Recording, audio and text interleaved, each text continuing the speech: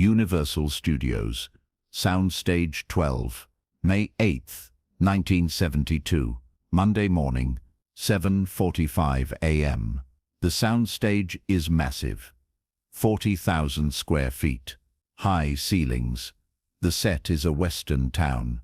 Saloon interior on one side, dusty street exterior on the other. False front buildings, hitching posts, water troughs. This is a big production. Budget $4 million. Director, Robert Aldrich. Known for The Dirty Dozen, The Longest Yard. Progressive director, casts unconventionally, believes in giving opportunities. The crew arrives. 90 people. Carpenters finishing set details. Electricians rigging lights. Camera department setting up dollies. Sound crew running cables. Grips moving equipment. Makeup and wardrobe setting up stations. Assistant directors with clipboards. Production assistants with coffee. The energy of a first day. Controlled chaos. Everyone finding their rhythm. The stunt team arrives at 7:50 a.m. 8 men, professional stunt performers, led by Jack Crash Malone, 58 years old, white, 6 feet tall, 190 pounds, weathered face, scars from decades of falls, crashes, fights, legendary in Hollywood. Started stunts in 1938. Worked with John Ford, Howard Hawks, John Huston. Coordinated stunts for every major western, every major action film. If you need someone to fall off a horse, crash a car, jump from a building, you call Jack Malone. He is the best. He knows it. Hollywood knows it. Jack walks onto the set. His team follows. They head to the stunt area. Pads, mats, rehearsal space. Jack reviews the day's schedule. 3 fight scenes, saloon brawl, street gunfight, horse fall, standard western work. His specialty. He is looking at the call sheet. Actor names, checking who he is, coordinating. Then he sees it. A name he does not recognize. Bruce Lee. He asks the assistant director, "Who is Bruce Lee?" The AD says, "New casting. Bob brought him in. Small role. 3 scenes." Jack's face hardens, says Chinese. The AD nods. "Yeah, martial arts guy." Bob thinks he will bring something interesting. Jack says nothing, just stares at the call sheet. His jaw clenches. At 8:15 a.m., Bruce Lee arrives.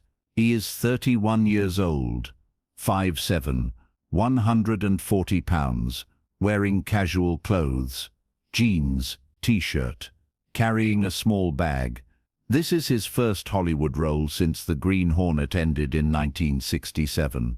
5 years of struggling, teaching martial arts to pay bills, doing demonstrations, choreographing fights for other people's films but never acting. Finally, Robert Aldrich saw him at a martial arts exhibition, was impressed, offered him this role. 3 scenes, 2 days of work. Small part, but a chance. A door opening. Bruce walks onto the soundstage, looks around. The western set is impressive, professional, big budget. He finds the assistant director, introduces himself. The AD says, "Welcome, Bruce. Glad to have you. Makeup is over there. Wardrobe will get you fitted. We will rehearse your scenes this morning. Shoot this afternoon." Bruce nods, says, "Thank you. I appreciate the opportunity. Subscribe, turn on notifications, like the video, and comment. More true Bruce Lee stories are coming." Jack Malone sees Bruce from across the soundstage, sees an Asian man, sees confirmation of what the AD told him. His face goes red. He walks directly toward Robert Aldrich. Aldrich is near the camera, talking to the cinematographer. Jack approaches, says Bob. We need to talk, now.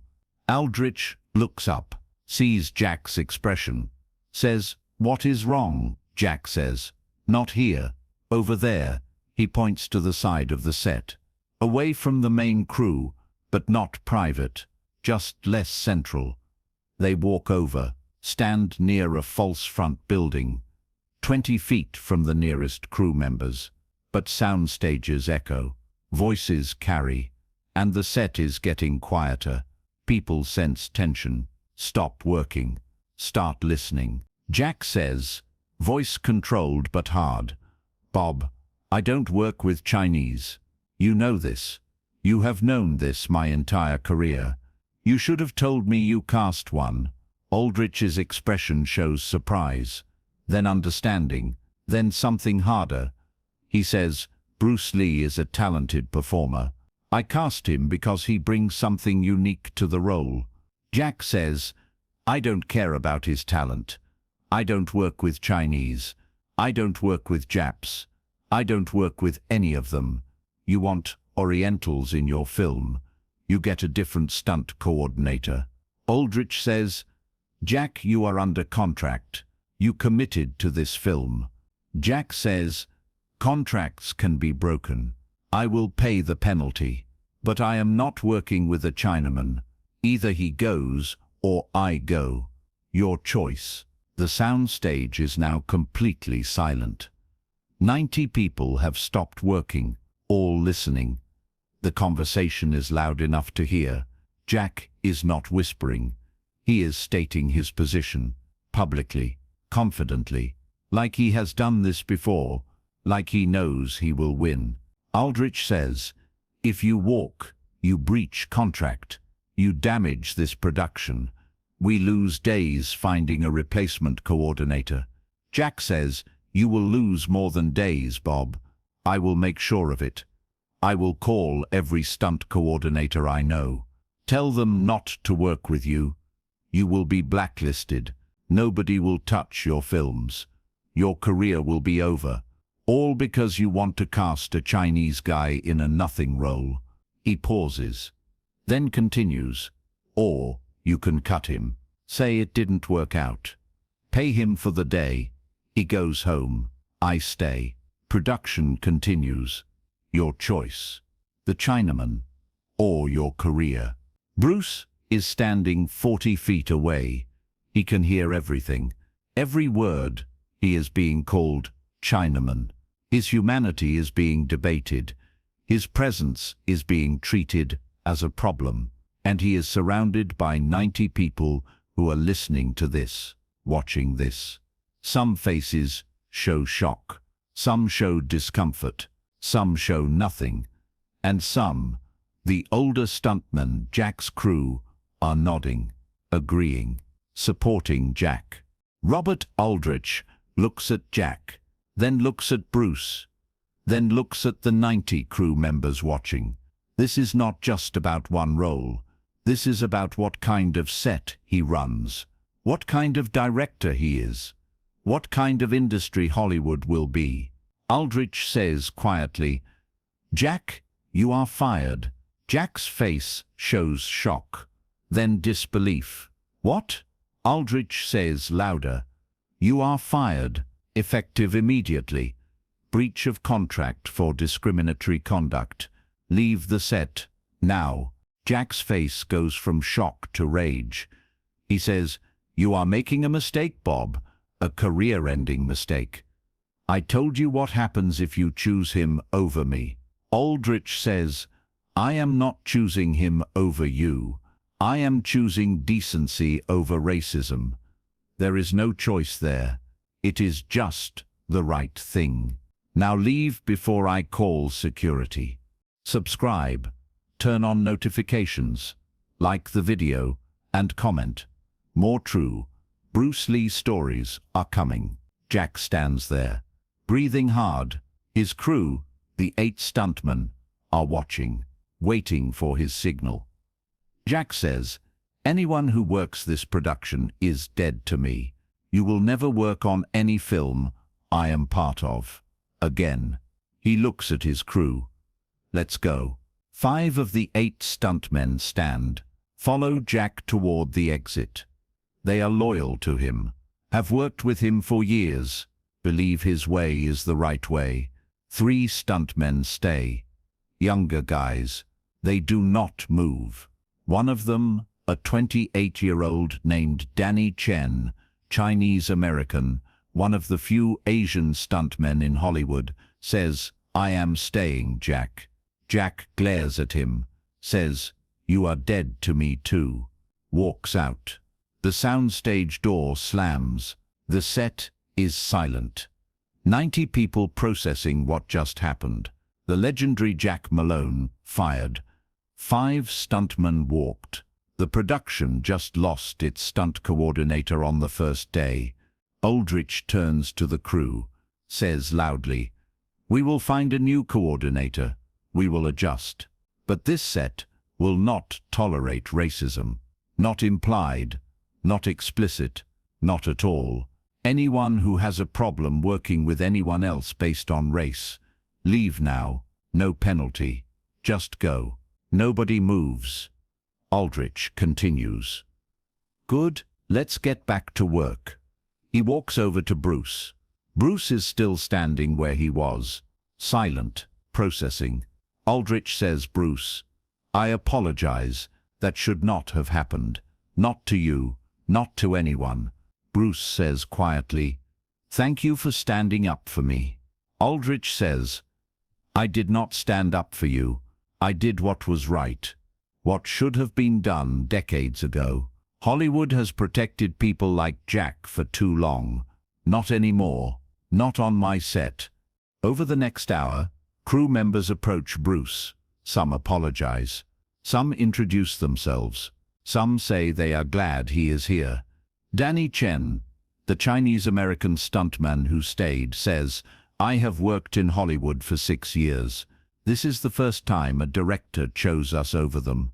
Thank you for being here. You being here forced that choice." Bruce says, "I did nothing. I just stood here." Danny says, "Sometimes that is enough. Just being present forces the system to show its truth. Today, it showed. And today, it lost." The production shuts down for 2 days. Aldrich finds a new stunt coordinator. Younger, progressive, excited to work with Bruce. When filming resumes, the atmosphere is different, lighter. The old guard is gone. The new guard is energized. Bruce performs his scenes. His stunts are coordinated with respect, with collaboration, with recognition that he brings skill, not just novelty. The film completes. Bruce's role is small, 3 scenes, but his presence meant something larger. When Jack Malone threatened to blacklist Aldrich, he called his contacts, told them not to work with Aldrich. Some listened, old-timers, but the younger generation did not. They wanted to work with a director who stood for something. Aldrich's next 3 films had no trouble finding crew. The blacklist failed. Jack Malone worked in Hollywood for 8 more years, but his power diminished. Directors who heard the story, and everyone heard the story, became cautious. Is Jack worth the risk? Worth the controversy?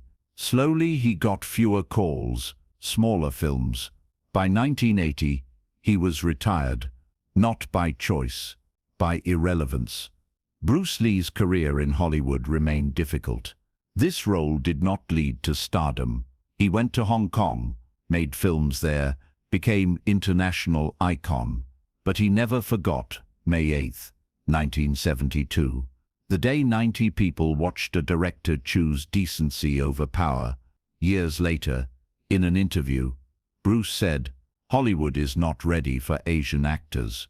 But some people in Hollywood are ready to fight for what is right."